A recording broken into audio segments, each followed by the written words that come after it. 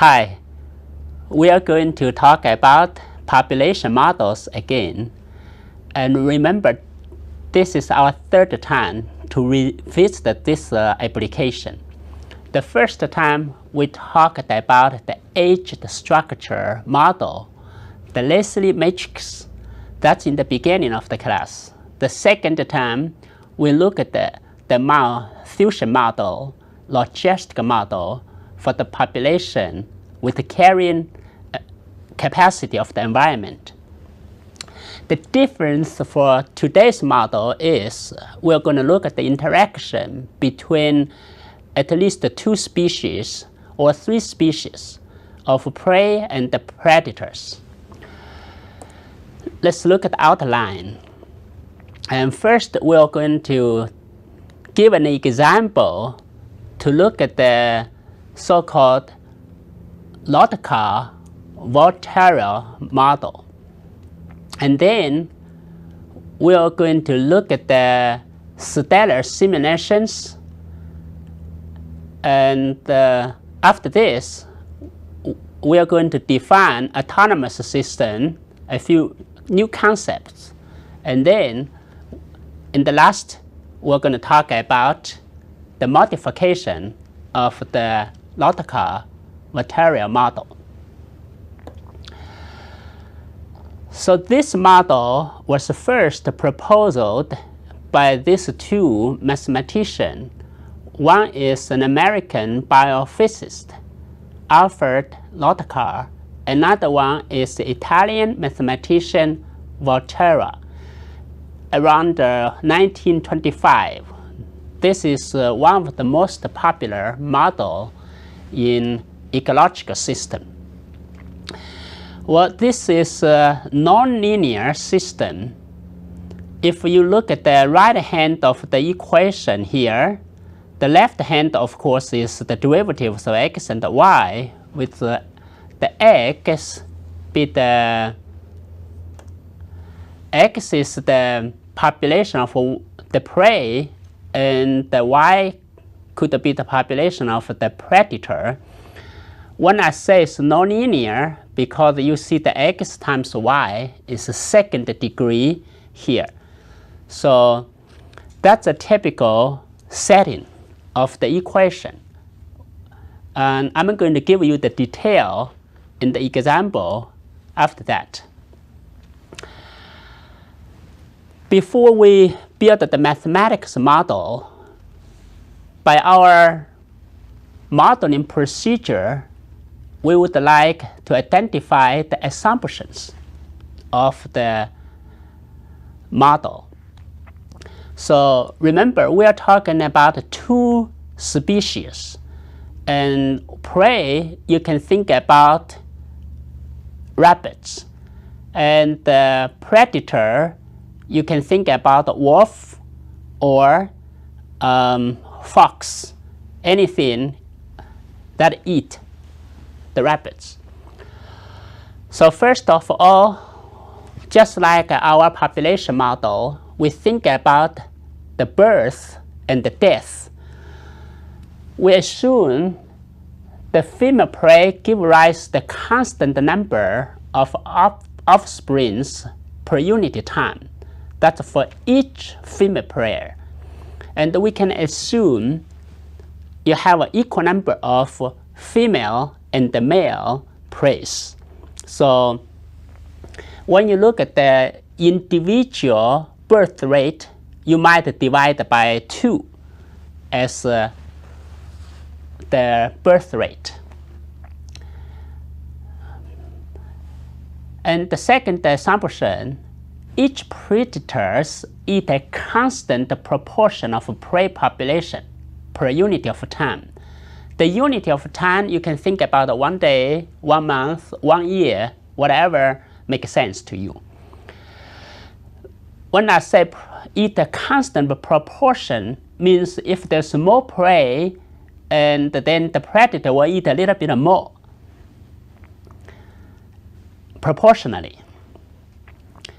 And the third assumption, the predator reproduction per unit time is also directly proportional to the prey consumed. In another word, the more prey the predator eats, the more the predator will reproduce. And the last assumption is a constant proportion of the predator population will die per unit time. And just think about the natural death, like the death rate in the population model. And now let's think about the variables and the parameters. And there's two unknown functions. xt is the size of prey, let's say rabbits, at the time t. And we need an initial condition.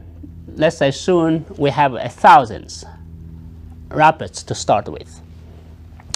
Yt is the size of the wolves, and we can think we have 45 to start with.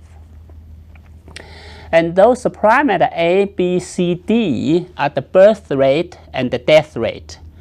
And A is the number of offsprings per rabbit per month. Now let's assume it's 0.2. And that means you have to assume each female produces 0.4 rabbits per month, because this is for each rabbit, include the male and the female. That's why you divide by 2, like when we study about the Leslie matrix. And the B is the proportion of the rabbits consumed by each wolf per month.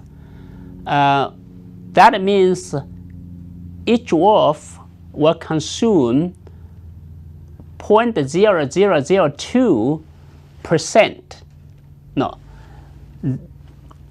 0.02% of the total population of the rabbits in a month. And the C, we assume the proportion of predator population die each month, that is the wolf population die each month, is 0.25. And the D is the conversion rate of each prey, the rabbits, eaten by each wolf will produce to the new wolf, the predator. That means 1/10,000 of rabbits were eaten by the wolf. A new wolf was born. Let's look at the conceptual model. And the rabbit birth equal this birth rate times the rabbit population. That's just like a population model.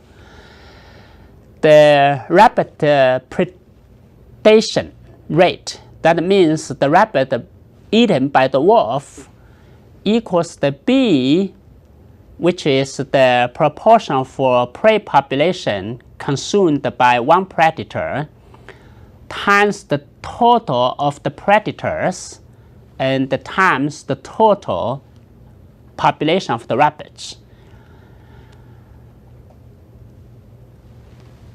Well, how about the natural death of the rabbits?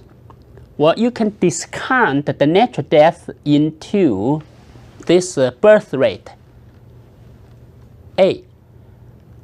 Maybe the birth rate is actually per female 0.6, 0.2 natural death, then you count together as 0.4 pure increasing rate. So to accommodate the natural death, you can put it into the birth rate.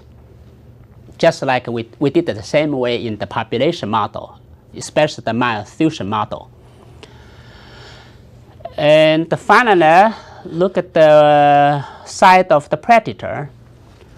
The birth rate of the wolf is the constant D, which is the conversion per prey consumed into new predator, then times the total population of the prey, which is rabbits, and times the total number of the wolf.